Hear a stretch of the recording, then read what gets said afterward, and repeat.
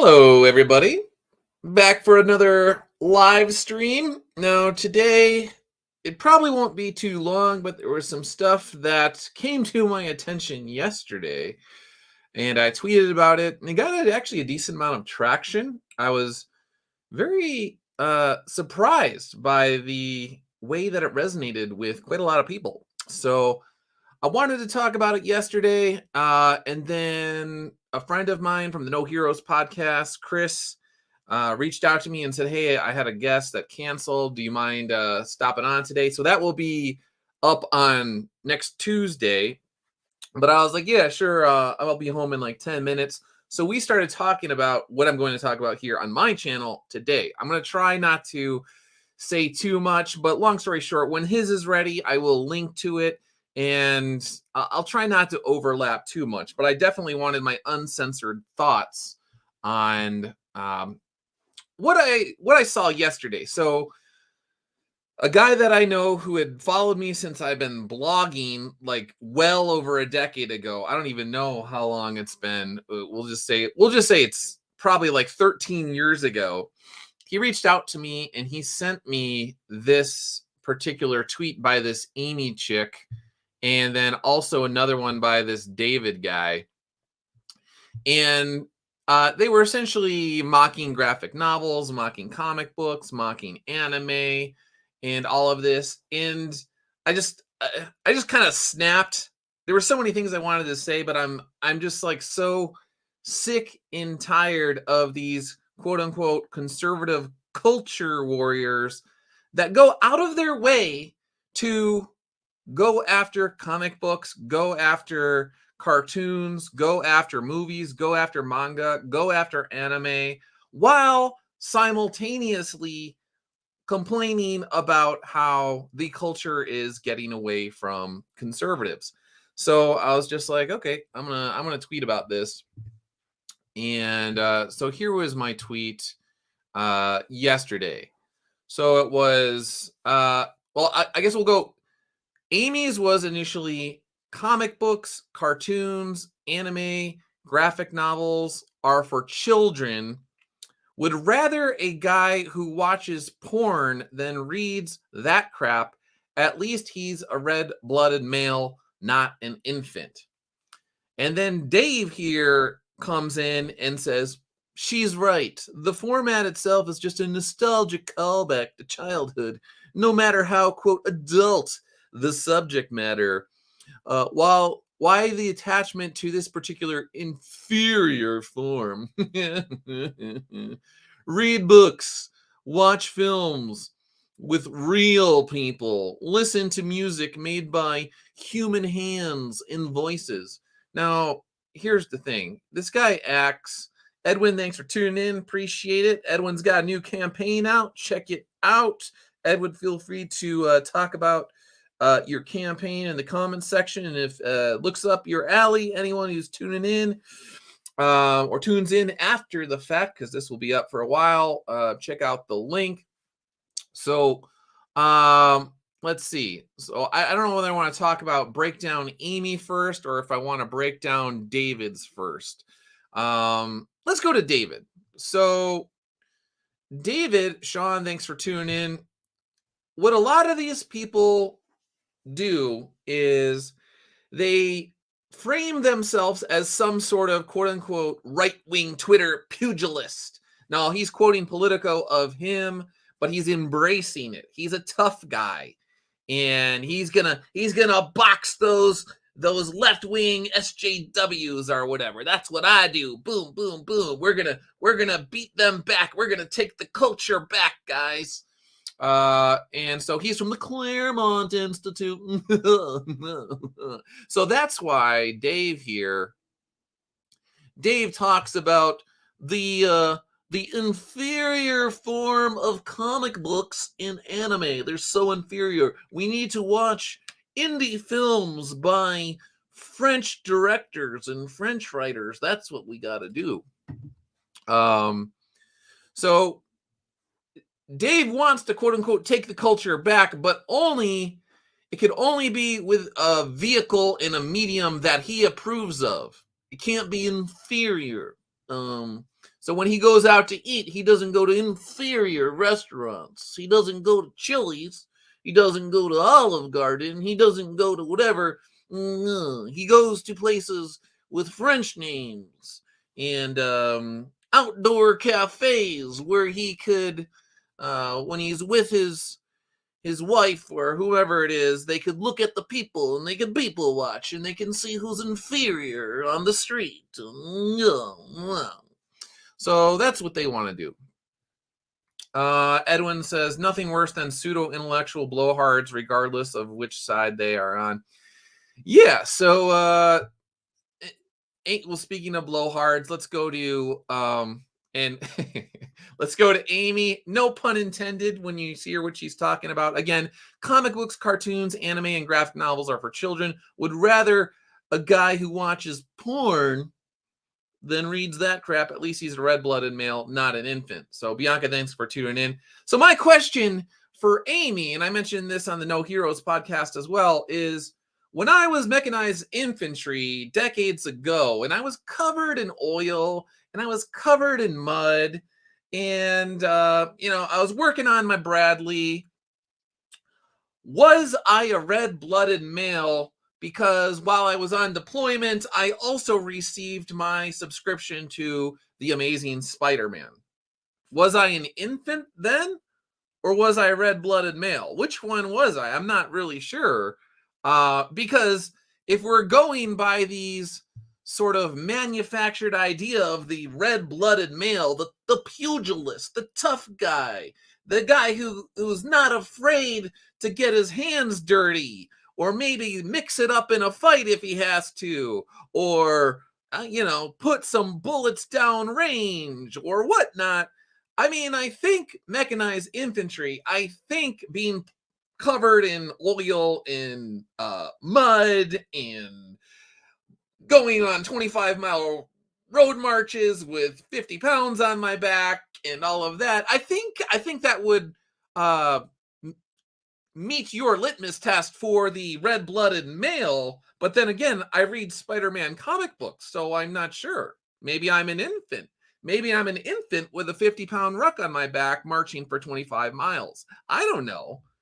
Sleeping in the woods and sleeping in the mud and sleeping in puddles for weeks and months on end and all of that sort of stuff. I don't know, Amy. I don't know, David. Which one is it?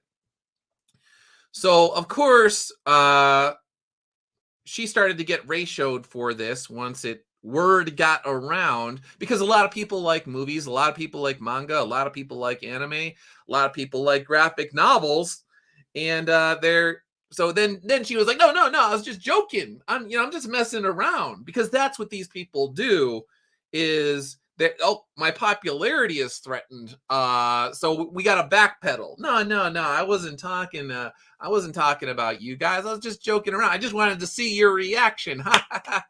Good one. I got you guys. No, you got yourself. You played yourself. That's what happened.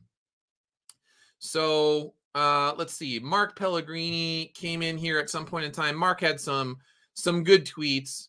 So the thing is, the reason why this ticks me off is because, like I said, Mark, Timothy Lim, Matt Weldon, Bill Williams, Eric Canetti, myself, the people that do all the hard work with fulfillment and distribution at Iconic Comics, there's a lot of people that are working on trying to build something at Iconic Comics, not just like our own quote unquote brands with our comics and our series and our IPs, but Iconic Comics specifically as well. There is a lot of work that's going on to try and build the reputation of solid stories and solid art and all of this sort of stuff that has messages that, at least on the surface level, the Davids of the world, the Claremont Institute, you would think that they would be on board with what we're trying to do with books like Soul Finder,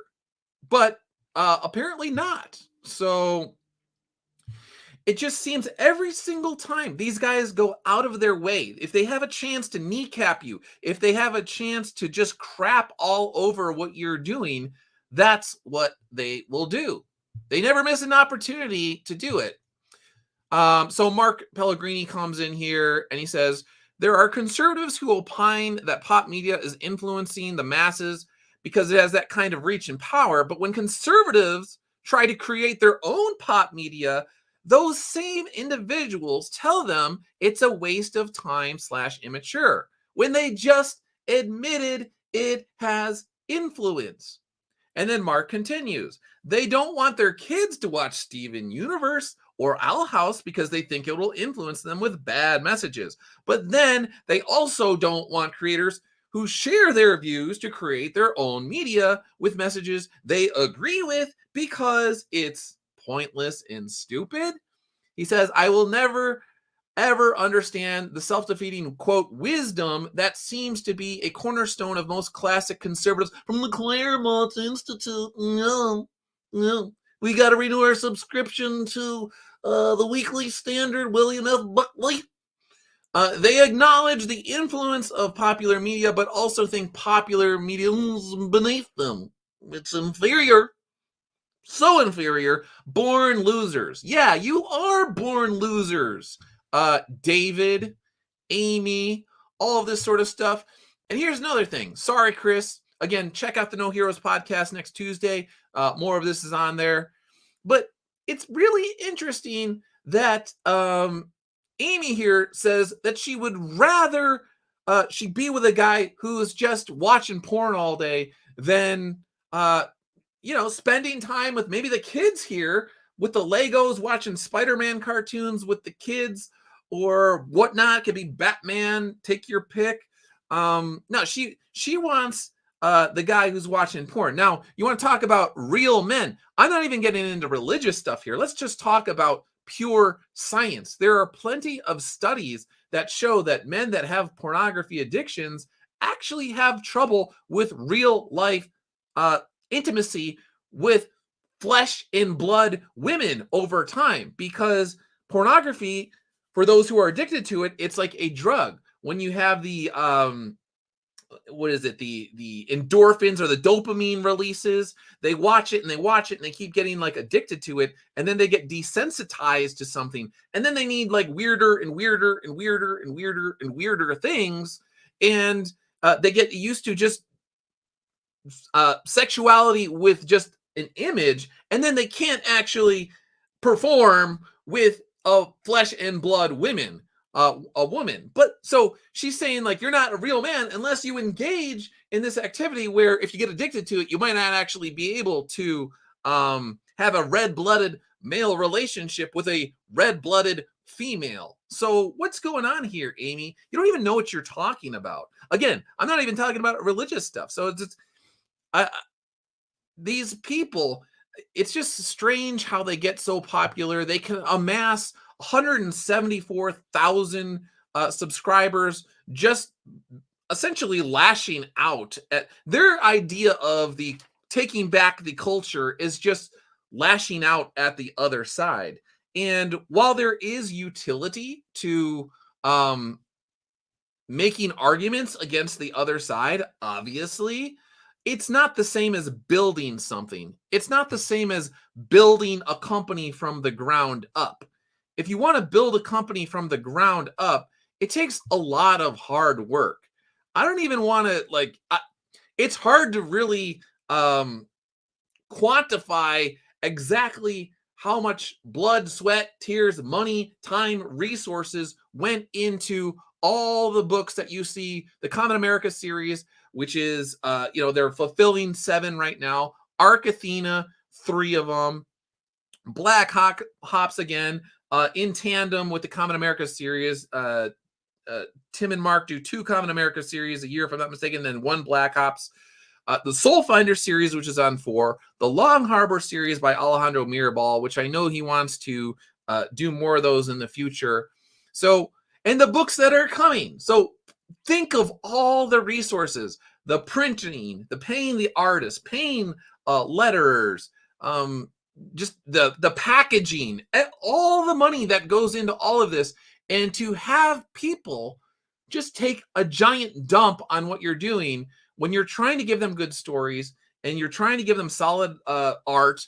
You take the craft of storytelling seriously, And these people, including people like Candace Owens, Matt Walsh, I've seen them multiple times in the Matt Walsh went out of his way to go after anime and manga, and then Candace Owens here comes up, taking up the rear to be like, I agree with my friend Matt Walsh, bashing anime, bashing manga. She's got 1.58 million subscribers. So again, these people have hundreds of thousands at times, into the millions. They talk about the culture, but then you want to just crap on anime. You want to crap on manga, and indirectly, directly and indirectly crapping on properties like A Common America or properties like a Black Ops.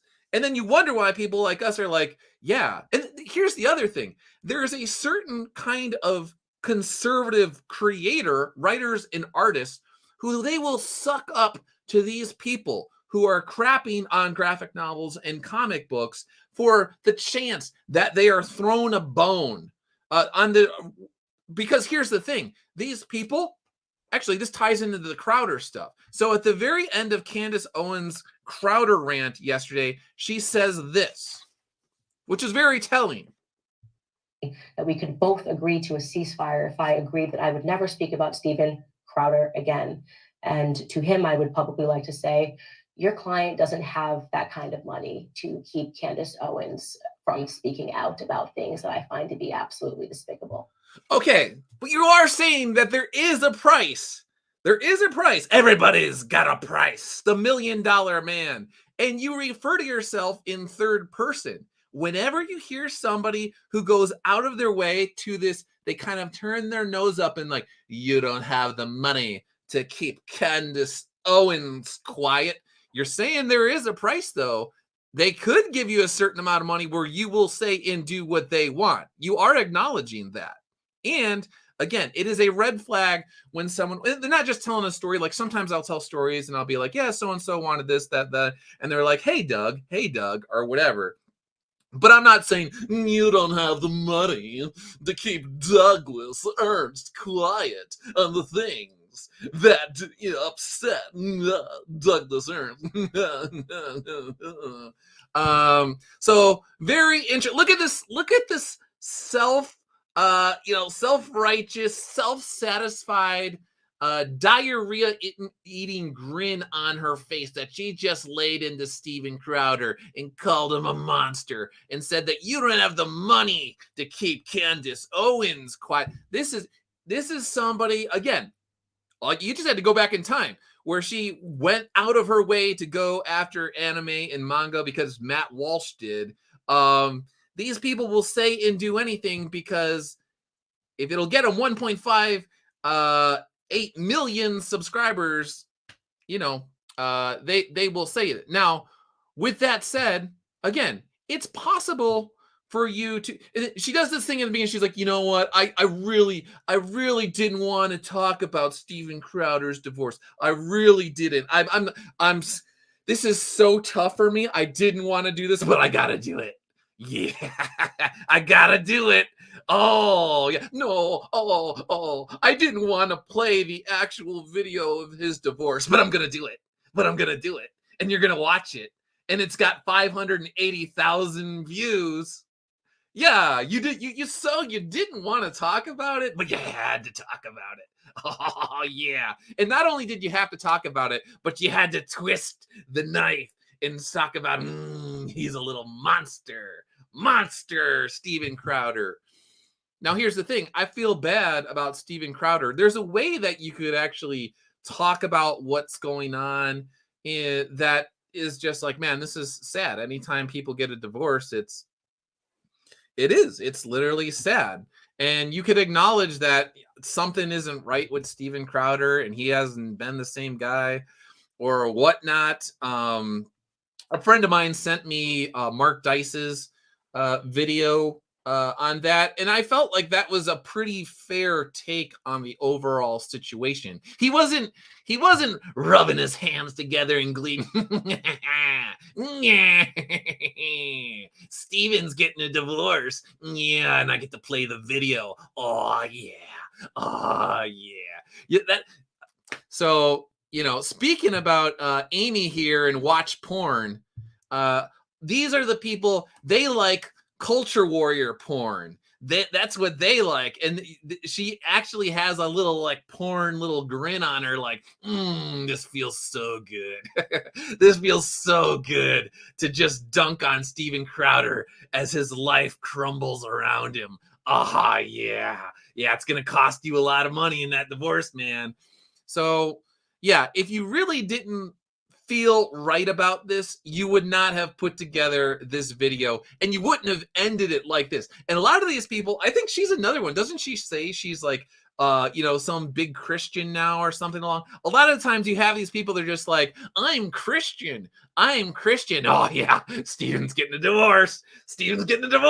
Oh, I'm Christian. I love Jesus. Yeah, Steven's getting a divorce. Nom, nom, nom, nom, nom, nom, nom, nom. Yeah, so if you love Jesus, would you really be taking? You got the Schadenfreude going on because this guy's life is falling apart around him. Would you do that? Because I don't think you would. The whole how you are wording everything and the way that you're just gleefully taking part in all this doesn't feel very Christian to me. It feels like you're real happy with yourself for what you've done.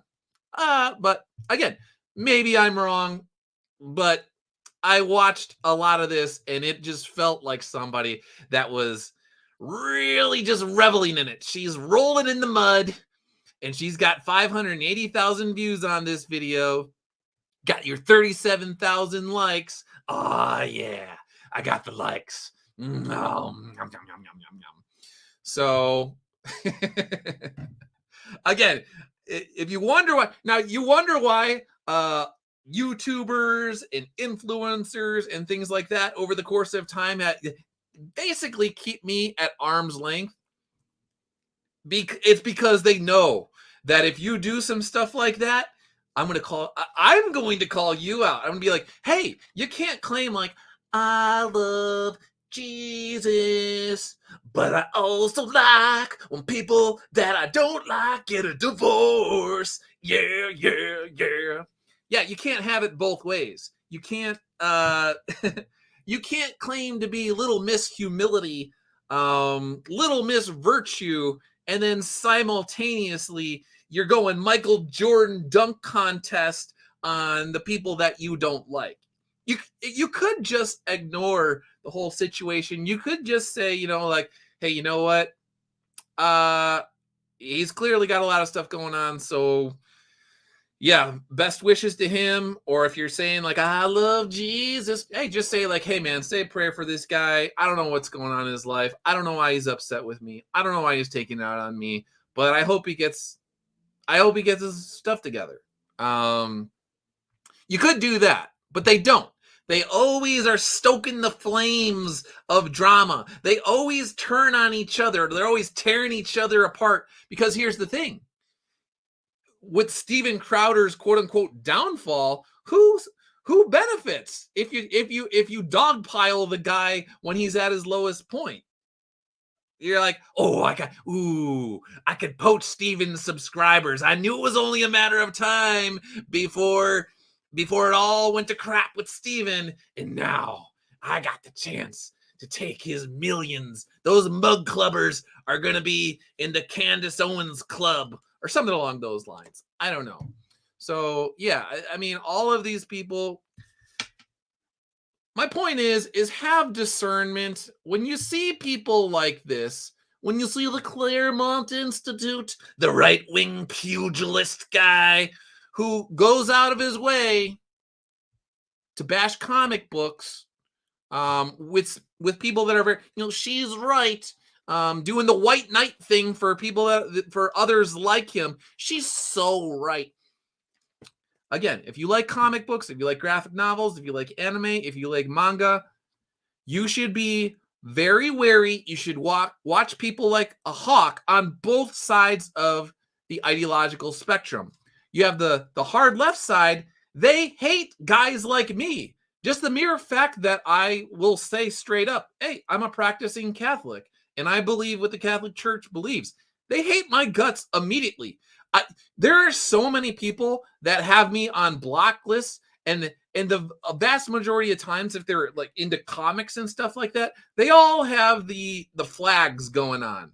And why? I don't go out of my way to go after LGBTQ plus blah blah blah blah blah blah blah LMNOP. I don't do that.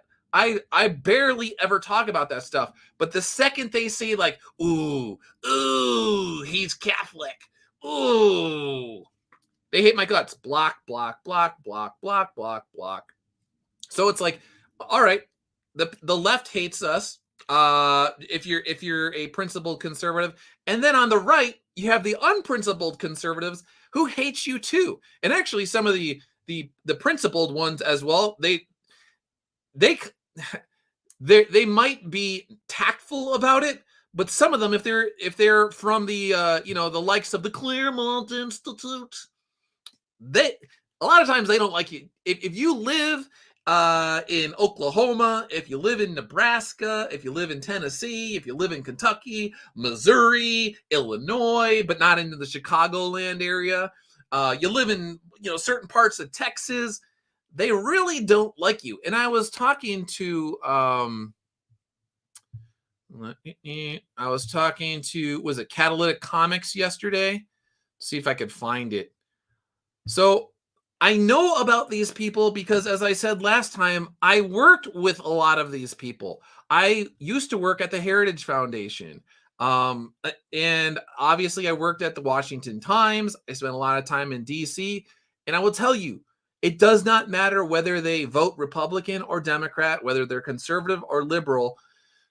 At these nonprofit organizations and media outlets or whatever, that a lot of them think that you are inferior, and the books that you read are inferior, and the movies that you watch are inferior. They really don't like you. So going back to the Tucker Carlson thing, let's see if I could find Catalytic Comics. Mike Waring was in there. Where are you, Catalytic? Anyway, he was making the same point, essentially, that a lot of these people are elitists. And I guess to just sort of aside here, this is more positive. So there's a Soul Finder reader, Nefertiti Seti. Every once in a while, I will see somebody who reads Soul Finder. They just so happen to be an artist. And just so you know, if you really like Soul Finder and I see you talking about it, I might reach out to you at the artist and say like, hey, let's see what you got. You like Soul Finder? All right, let's see. Are you game for a commission? And sometimes they will say, yeah. And so this is what she came up with. Soul Finder from the days of yore. Got the demonic spiders out there. You got the spiritual weapons going on. Got the Kiro. Obviously the church, his faithful steed, the white knight. Back in the day. So you never know. I was talking to someone else recently about Soul Finders and how I can go back in time and tell any story that I want. So anyway, I like to always see what Soul Finder readers are thinking about, and if they're artists, see what they come up with after reading the story. So thank you. But apparently to David there, Nefertiti Seti's image is inferior to film. If only she was a director, an indie director that spent time in Paris and made a movie, then it might be better. But because she's actually just drawing, then it doesn't count, I guess. Something along those lines. Let's see. Xander, thanks for tuning in. Speaking of Soul Finder, I'm doing a little, I'm testing out Twitter.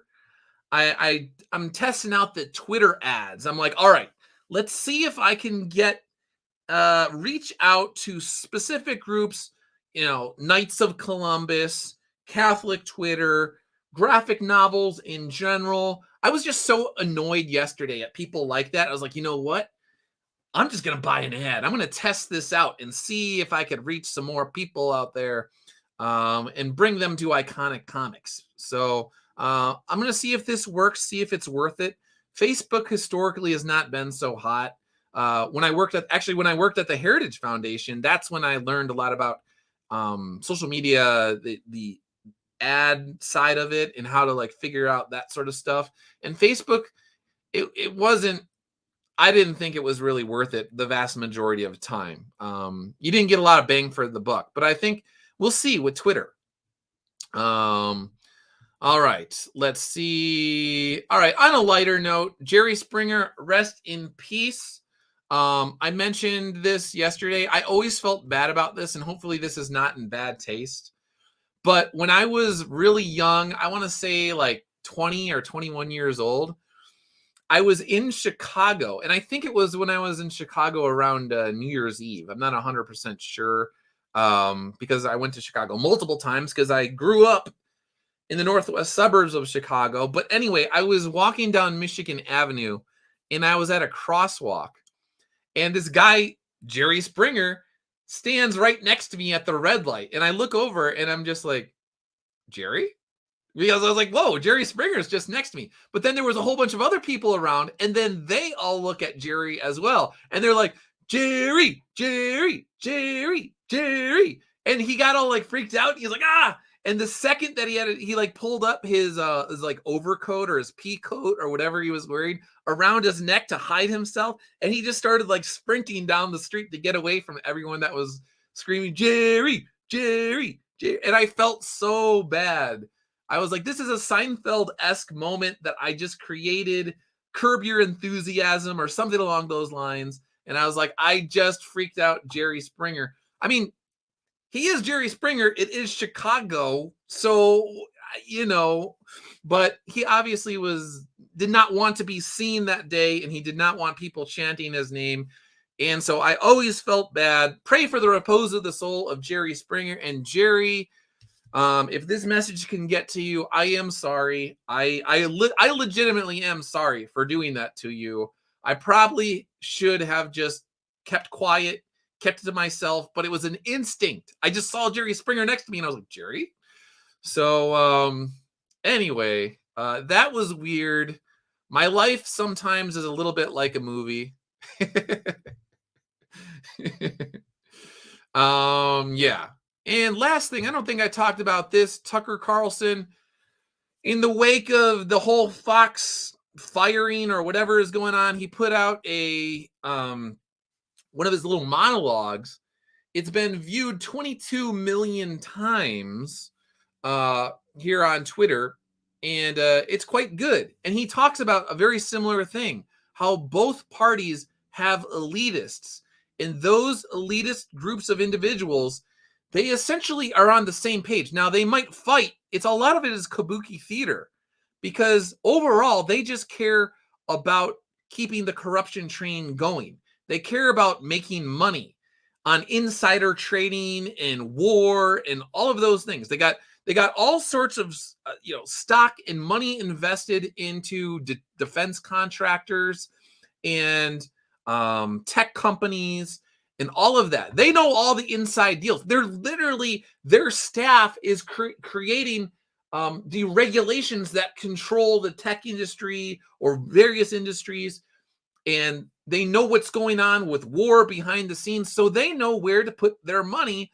That's why these people go to Congress, and maybe their net worth is $200,000 when they get to Congress, and then a couple years later, their net worth is 20 million, 30 million, 40 million, 45 million, and it goes up.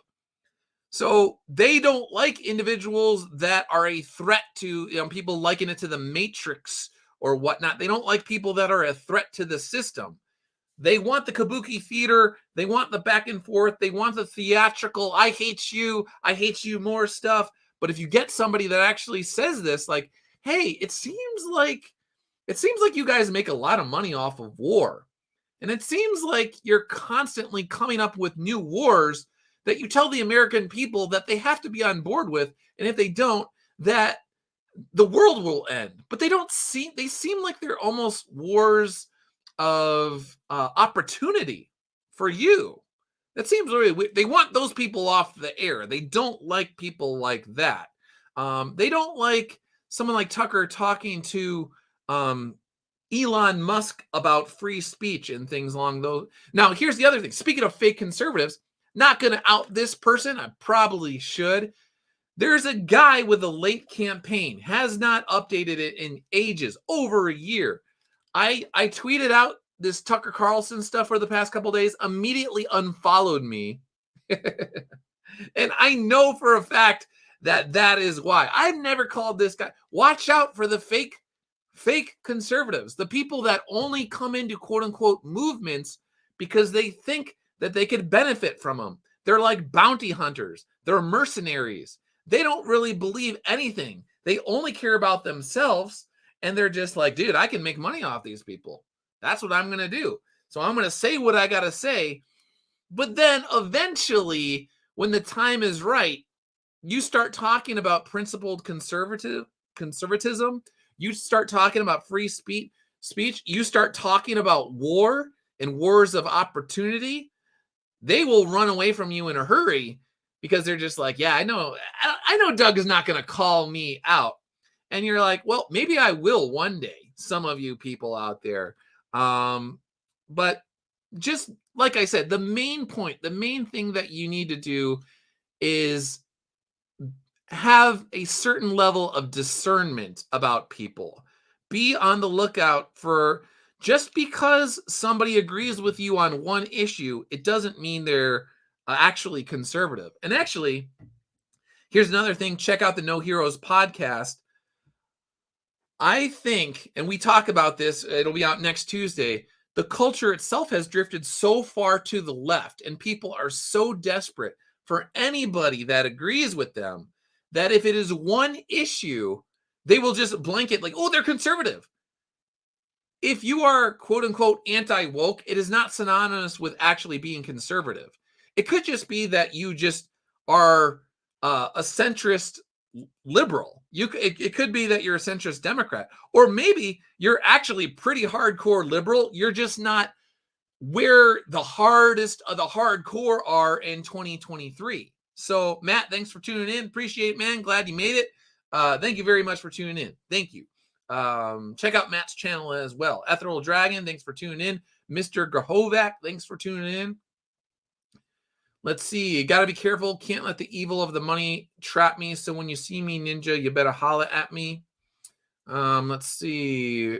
Captain Cummings, thanks for tuning in. We are supposed to be fighting a culture war, and friendly fire is supposed to be bad unless all you care about is money. Yeah, and some of these people, like I said, they're mercenaries. They're bounty hunters. They don't have any core beliefs whatsoever. They really just care about lining their pockets. And like I said, somebody that wants to keep more of their money and wants to make as much money as possible, that doesn't mean they're quote unquote conservative. They might on that one thing just like to have a lot of money. So yeah, but then simultaneously, there's someone like Amy here who, again, you bill yourself as some sort of conservative culture warrior, but then you're like, you know what? I really don't like guys that like anime and comic books and graphic novels. I would just rather my man be watching porn all day. Oh, but I'm conservative. Are you? Are you? Because doesn't seem like you are to me. Something's a little fishy here. But maybe I'm wrong. Mr. Curl, thanks for tuning in. Rich, thanks for tuning in as well. Ethereal Dragon says fence sitters are fake centrists. So what a weird tweet. Yeah, so Mr. Kuro, again, thanks for tuning in. Like, here's the thing is, as I was saying earlier, this is not even me talking from a religious standpoint, a spiritual Catholic catechism standpoint. If you have a man who is addicted to porn or is going in that direction, it's going to have a negative effect on your actual relationship, because studies have shown with dopamine receptors and all of that sort of thing that it is very much like a drug. And so they watch one thing, and then over time, if you keep doing that constantly, daily, you become desensitized to it. And then you're like, okay, well, I'm desensitized to that. I need a concentrated form of this, a higher concentration. So you go from the one thing that was doing it for you one day, it doesn't do it for you. Now I need a higher concentration. So then you find that. And then that does that for you for X amount of time. Now I need a higher concentration and a higher concentration and a higher concentration. And pretty soon, your girlfriend Amy there or your wife Amy there, unless she can match and exceed the weirdo stuff that you are into, that you are constantly shoving into your mind, like, you are not going to be able to, quote unquote, perform for your wife. So Amy, be careful what you wish for. You want a guy who is has a steady diet, a gluttony of pornographic images going into his head on a daily basis and his heart on a daily basis. It's going to have negative repercussions for you. I hate to tell you that. So anyway, again, I just had to sound off because I am sick and tired of, quote unquote, culture warriors on the right side of the political spectrum who go out of their way to take giant dumps on conservative writers and artists out there who are trying to put out good books and who are trying to tell stories that people could come back to years later. They could put the book on their shelf and say, like, you know what, this was a meaningful story. This had a really good message. It was well written. I want my kid to read this story. I want my grandkid to read this story. I want to pass this story on to the next generation. I'm sick and tired. I don't care if they're popular. I don't care if they have millions of YouTube subscribers and their name is Candace Owens. I don't care if their name is Matt Walsh. If you take a crap on graphic novels, if you take a crap on comic books and anime and manga, and you don't even know what you're talking about, you're just lashing out at something that you don't like, you don't understand, then you're kind of a loser to me. And until you realize that what you're doing is at cross purposes with your stated goals of, quote unquote, taking back the culture, then you're ridiculous to me. And so again, this is why, if you want to know why there are people out there that keep me at arm's length, is because they know that I'm going to call these people out and say, like, yeah, you're unprincipled, or you're a shill, or you're just in it for yourself. You are a cultural bounty hunter. That's what you are. You're like the German Hessian soldiers back in the day. So, you know, whoever pays you the highest, that's where you're going to go. And that's why a lot of times you see some of these people flip-flop. You know, a couple years ago, they believed this, and then a couple years later, they believe that. They do a complete 180. Why? Because they're chasing after the money. That's what they're doing. So, but if you call out people that are chasing after the money, then they don't like you very much. But I'm going to continue to call them out. So does Matt Walsh, does Candace Owens on occasion, do they make good points? Do they make salient points regarding certain issues? Yes, they do. But do they also needlessly chop the legs out from underneath people that agree with them philosophically and who are trying to actually build culture? Yeah, they do that too. And it's really weird and it's kind of mean. So whatever. Got that off my chest. But like I said, check out the No Heroes podcast next week. On Tuesday, I talked to Christopher Lawrence about this at length and some spiritual stuff. And actually, we also talk about the Dennis Prager situation. I don't know if you saw the Dennis Prager situation with Matt Fradd, but that is insane. So long story short, Dennis Prager, you know, we want to talk about animated stuff. Oh man, I got to talk about that, but I got to be careful about it. I would not want to look on Dennis Prager's laptop. We'll just put it that way. He was asked by Matt Fradd if, how do I say that? X-rated animated material that featured young individuals was evil. And he would not say it was evil. It was the weirdest thing I've ever seen. It was so creepy. It was so gross. And he was just like, thoughts are not evil and blah, blah, blah. And you're like, yeah, no, people have all sorts of thoughts that run through their head all the time. And it doesn't even mean that they're the ones that are actually, thoughts just appear. And if you don't consent to those thoughts, then yes, it is. If you reject sinful thoughts that appear in your head, then, that's a good thing. But somebody who's an animator who creates pornographic content that is illegal and disgusting and evil, that is evil. Somebody who tries to normalize evil, that is evil. You should be able to say that, Dennis Prager. So anyway, check it out, the Matt Fradd, Dennis Prager interview. You'll find it.